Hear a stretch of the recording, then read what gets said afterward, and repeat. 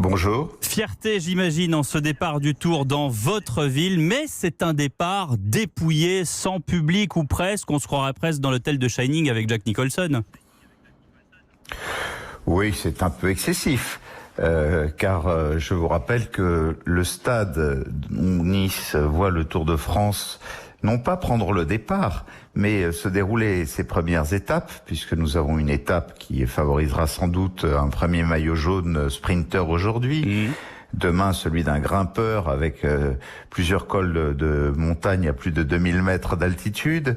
Et puis ensuite, effectivement, le départ lundi vers les Alpes de Haute-Provence.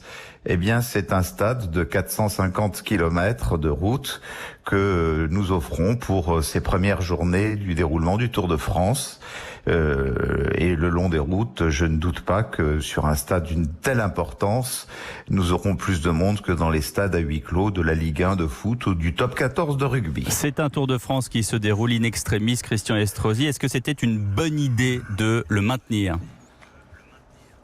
Est-ce que c'était une bonne idée de maintenir le championnat de Ligue 1 ou du top 14 ou toutes les grandes autres disciplines sportives ?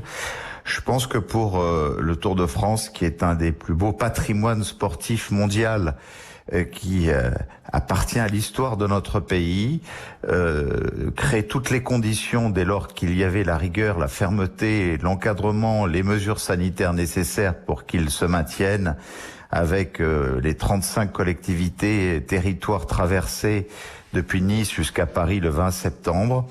Oui, dès lors que le gouvernement français, dès lors que Maurice Sport Organisation et son directeur Christian Prudhomme considéraient que les conditions étaient là et que nous pouvions, nous collectivités, y mettre les moyens aux côtés de l'État pour garantir la sécurité sanitaire, c'était une bonne décision. Quel est votre